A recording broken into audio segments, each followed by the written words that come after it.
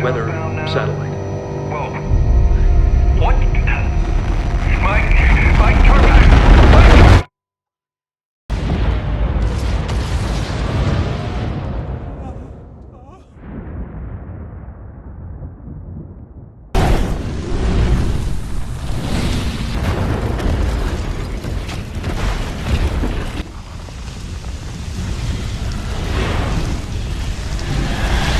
친구 중 하나는 정치, 사회, 전쟁, 환경, 국제적 이슈 등에 정말 하나도 관심이 없다. 자신의 안위와 관심거리인 명품 옷 사는 것 외에는 뉴스에 나오는 소식은 자신의 인생과 하나의 접점도 없다고 생각한다. 가끔 그런 이슈의 이야기를 꺼내면 고개를 끄덕이는 버블헤드처럼 기계적으로 고개만 끄덕인다. 그 어떤 무성의한 대답보다 현타가 오는 순간이라고나 할까? 언젠가 멸종, 종말에 대해 말한 적이 있는데 바로 말을 줄였다. 그 친구의 세상에는 종말도, 멸종도, 죽음도 없고 오로지 자신의 관심, 옷뿐일 것이다. 그런 사람들이 사실 많다. 일이 일어나기 전에는 완벽한 무관심으로 사건이 자신의 눈앞에 안위를 해칠 때 그제야 비로소 느끼는 부류다. 이처럼 우리는 명백한 사실인 죽음조차도 못 느낀 채 영원히 살 것처럼 살아간다. 세상의 종말을 말했을 때 어이없어 하던 그 친구의 표정을 잊을 수 없다. 그는 마치 자신과 세상은 영원한 게 당연한 것이라 생각하는 듯 했다. 정말 그럴까? 우리의 삶은 안전하게 계속 지속될 수 있을까? 지금으로부터 6,500만 년 전 지구에서 약 1억 6천만 년을 주인으로 살았던 공룡은 멸종했다. 인간의 역사는 원시 시대부터 따져도 500만 년밖에 안 됐으니 공룡 조상님들은 정말 오랫동안 지구에 살았던 것이다. 하루 24시간으로 환산하면 공룡은 약 1시간 10분을 살았고 인간은 현재 3초 정도를 살고 있다. 과연 우리 인류가 공룡이 지구에서 살아간 시간만큼 살아남을 수 있을까? 그건 아마도 기적과 같은 일일 것이다.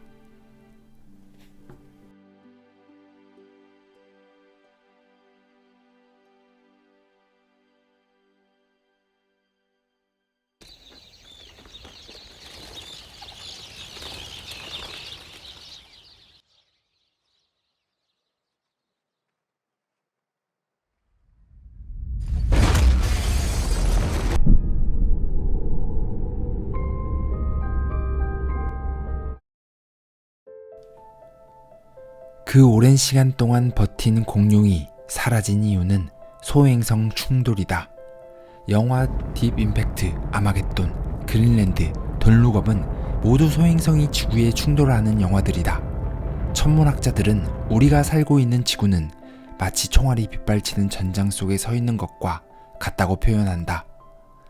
현재까지 발견된 지구를 위협하는 소행성만 80만 개가 넘는다. 물론 발견되지 않은 소행성도 셀 수 없이 많다는 점은 목성의 표면을 보면 지구보다 더 큰 크기의 크리에이터가 많다. 수많은 소행성들이 충돌한 것이다. 목성이 대신 몸빵을 해주며 희생하고 있다는 사실을 알아야 한다. 하지만 모든 소행성들을 목성이 다 막아주진 못한다. 그렇기에 지구를 위협하는 행성들을 막기 위한 노력 또한 진행되고 있다. 영화 속처럼 소행성의 궤도가 지구를 향할 때 우리는 목숨을 지킬 수 있을까? 공룡을 멸종시킨 소행성의 지름은 약 10km 정도라고 보며 지금 멕시코 유카탄 반도에 떨어진 것으로 추측된다. 멕시코 유카탄 반도 칙술럽 분화구는 직경 160km에 달하는 분화구가 있다. 이 폭발이 어느 정도였냐고? 일본 나가사키에 떨어진 핵폭탄 47억 개의 에너지 양이다. 상상할 수 없는 폭발이다. 과학자들은 공룡에 대해 알기 쉽게 이렇게 말한다. 튀겨진 다음 냉동되어졌다. 어느 날 햇볕이 비친 공간에 수많은 먼지가 있는 것을 보고 느꼈다. 우리가 사는 이 공간에도 보이지 않는 수많은 먼지가 있는 것처럼 우주 속에서도 셀 수 없이 많은 우주 먼지, 즉 소행성들이 이리저리 돌아다닌다. 일상 속에서 먼지와 자연스레 부딪히는 것처럼 우리도 언젠가 공룡처럼 소행성 한 방에 사라질 수밖에 없는 이유다.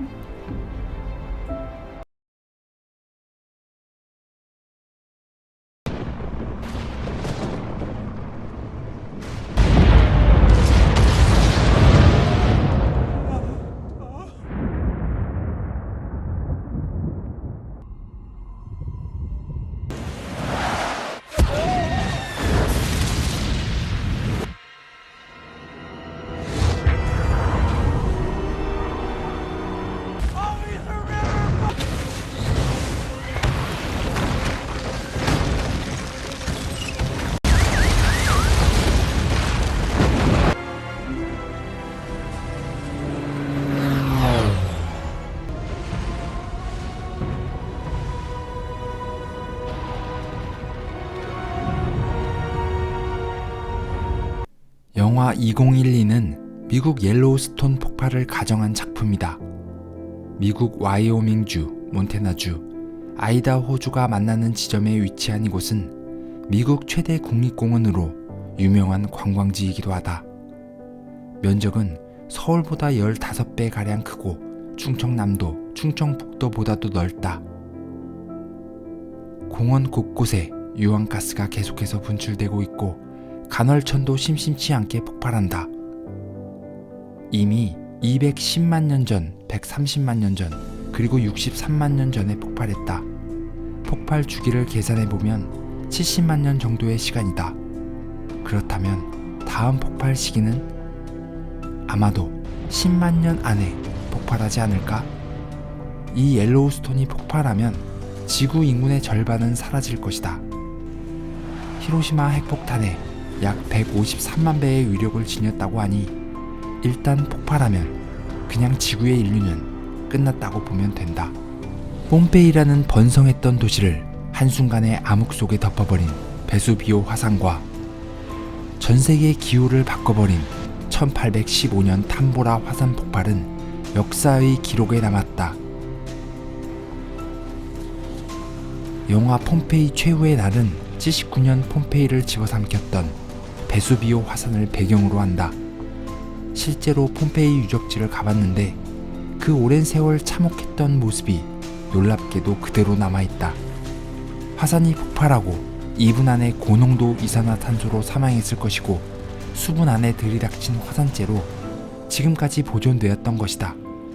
실제로 보면 그 순간 공포가 느껴진다. 폼페이 도시 속 사람들은 어땠을까? 1815년 비교적 가장 최근에 폭발한 탐보라 화산은 히로시마 원자폭탄 17만 개가 동시 터진 것과 맞먹는다. 직접 사망자 9만 명, 화산재가 태양을 뒤덮고 작은 빙하기가 찾아와 다음에 여름은 없었다. 조선 순조시대의 순조실록을 보면 갑작스런 전염병, 기근 등으로 화산 폭발 이후로 130만 명의 인구가 줄어들었다고 한다. 한두 개의 위험한 화산만 있다면 괜찮겠지만 지구에는 수없이 많은 활화산들이 존재한다. 언젠가는 다시 폭발할 수 있다는 점이 가장 두려운 것이다. 그중 백두산도 있다. 영화 백두산에서 얼마나 위험한지 상세히 보여준다. 100년 주기로 크고 작은 폭발이 있었다. 이 화산의 파괴력은 생각한 것보다 엄청나다. 역사적 기록에도 남았는데 고려 정종 원년 946년에 하늘에서 북소리가 났다 라고 기록되어 있다. 일본 기록에도 하늘에서 천둥소리가 났다고 기록되어 있고 화산재가 일본 홋카이도에 비처럼 내렸다고 한다. 1946년 지구상 가장 큰 폭발을 일으킨 백두산은 지구상에 5번밖에 없었던 폭발로 슈퍼 화산 중 하나다. 현재 백두산은 작은 분화가 일어나지 않고 에너지가 쌓여만 가고 있다. 그리고 폭발 징후들이 계속해서 포착되고 있다. 과학자들은 백두산의 폭발은 100%라고 단언한다. 슈퍼 화산인 백두산이 폭발하면 전 지구적 재앙이 찾아온다. 폭발로 인해 중국, 북한, 일본, 한국뿐 아니라 전 지구는 그동안 겪어보지 못한 최악의 빙하기를 겪게 될 것이다.